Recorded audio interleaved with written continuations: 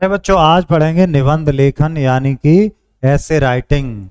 देखिए, निबंध जो है ये मनुष्य अपने विचारों, घटनाओं, कथाओं, भावों को अभिव्यक्त करता है निबंध के जरिए। निबंध मनुष्य द्वारा जीवन में प्राप्त किए गए अनुभवों, चिंतन व कल्पना की अभिव्यक्ति, यानी कि जो जो उसे एक्सपीरियंस हुआ है उसको वो लिख सकता है। निबंध अंग्रेजी के ऐसे शब्द का ही पर्यायवाची है। साहित्य की अन्य विधाओं की भांति निबंध भी एक विधा विधा मतलब एक कला है एक तरह से। अब देखिए, यहाँ पर अलग अलग टॉपिक दिए निबंध के, जैसे कंप्यूटर का युग, और गंगा नदी की आत्मकथा, और पाठशाला का वार्षिक खेलोत्सव, स्वास्थ्य और योग में से एक टॉपिक हम लोग पढ़ेंगे, विज्ञान की देन। जो ज्यादातर पूछा जाता वो हम लोग पढ़ेंगे, राष्ट्रपिता महात्मा गांधी।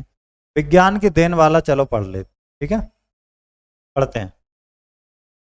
आज विज्ञान का युग है। विज्ञान मनुष्य को उन्नति के चरम शिखर पर ले जाने के लिए निरंतर प्रयासरत है। आज मानव विज्ञान के बल पर प्रकृति पर भी विजय पाता जा रहा है। मनुष्य ने विज्ञान के प्रयोग से नदियों को बांधकर नहरें निकाल दी, बड़े बड़े पर्वतों को काटकर सुरंगें बना दी। समुद्र से आज का सबसे बड़ा आवश्यक तत्व पेट्रोलियम निकाल लेना एक बड़ी उपलब्धि है। सिनेमा, रेडियो, टीवी, तार, बेतार, डाक, मोटर, रेल, वायुयान, समुद्र जहाज, फोन आदि की चर्चा तो अब बहुत पुरानी बातें हो गई हैं। विज्ञान की आज की सबसे बड़ी देन तो कंप्यूटर है। कंप्यूटराइज रोबोटों की मदद से आज ऐसे ऐसे कार्य होने लगे हैं जिनकी मानव शायद कभी कल्पना भी न कर पाता। कहने का तात्पर्य इतना ही है कि आज विज्ञान ने मानव जीवन को इतनी सुविधाओं से भर दिया है कि अब किसी भी कार्य के लिए हाथ हिलाने की आवश्यकता नहीं रह गई है।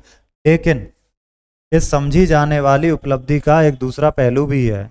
विज्ञान ने मनुष्य को ऐसे ऐसे प्रक्षेपास्त्र, एटॉमिक हथियार ही उपलब्ध कराए हैं जो एक ही क्षण में सारी मानव संस्कृति को विनाश के गड्ढे में धकेल सकते। यानी विज्ञान से जितना लाभ है उतना ही नुकसान भी है। ऐसे ऐसे हथियार हैं इस पूरे पूरे शहर तबाह हो जाएं। विज्ञान की समस्त उपलब्धियां वास्तव में मनुष्य के लिए वरदान ही हैं, चाहे चिकित्सा का क्षेत्र हो या इंजीनियरिंग का, भौतिक विज्ञान की बात हो या रसायन विज्ञान की।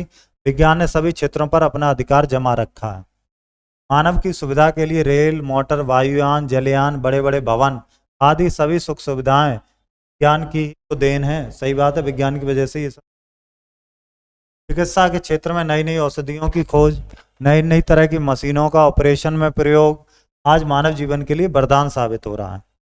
विद्युत का उत्पादन इस युग की सबसे बड़ी उपलब्धि है। संसार में विद्युत ने प्रकाश ही नहीं दिया बल्कि कृत्रिम अग्नि, वायु, जल सभी को उत्पन्न कराने में इसका अद्भुत योगदान है। बिजली का आविष्कार सभी आविष्कारों की जननी है। देखिए, बिजली का आविष्कार भी बहुत बड़ा आविष्कार हुआ है। विज्ञान ने मनुष्य को क्या क्या नहीं दिया। आज बटन दबाते ही सारे सुख साधन उपलब्ध हो जाते हैं। कृषि के क्षेत्र में नई नई तकनीकों और रासायनिक खादों ने उपज को कई गुना बढ़ा दिया। शिक्षा के क्षेत्र में तो कंप्यूटर एक चमत्कार से कम नहीं। जल, थल, आकाश, कोई भी क्षेत्र ऐसा नहीं है मनुष्य की पहुंच से परे हो, और कंप्यूटर प्रत्येक क्षेत्र में मनुष्य का हितैषी बनकर सामने आया है। जहाँ एक और विज्ञान ने मानव को इतने वरदान दिए हैं, वहीं दूसरी ओर अनेक समस्याएं भी उत्पन्न कर दी हैं। विज्ञान ने मनुष्य को विनाश के साधन भी उपलब्ध करा दिए हैं। युद्ध के विनाशकारी उपकरण, टैंक, बम वर्षक विमान, फाइटर विमान, अणु बम, विषैली गैसें, ये सब भी विज्ञान की ही देन है।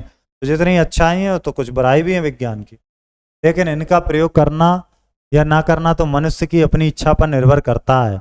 यदि वैज्ञानिक उपलब्धियों का दुरुपयोग करता है, विनाश होगा ही। इसके लिए विज्ञान जिम्मेदार नहीं होगा बल्कि मनुष्य स्वयं जिम्मेदार होगा। विज्ञान तो अपने में दोष रहे, ज्ञान तो केवल एक साधन है, आवश्यकता इसके सदुपयोग की है। निष्कर्ष रूप में हम कह सकते हैं कि विज्ञान विनाशकारी नहीं है बल्कि वह मानव के लिए वरदान है। कहते हैं ना, विज्ञान वरदान है कि अभिशाप है। तो इंसान के ऊपर है कि वो बंदूक चलाए कि नहीं चलाए, है ना। बंदूक बनाई है उसने खुद ही। इसी प्रकार से आप ये निबंध जो हैं इन सबको रीड करेंगे एक एक को, और कुछ टॉपिक्स पर आप फिर निबंध लिखेंगे, ठीक है। ओके, मिलते हैं अब आपसे। ये हमने बुक को कंप्लीट कर लिया है। धन्यवाद।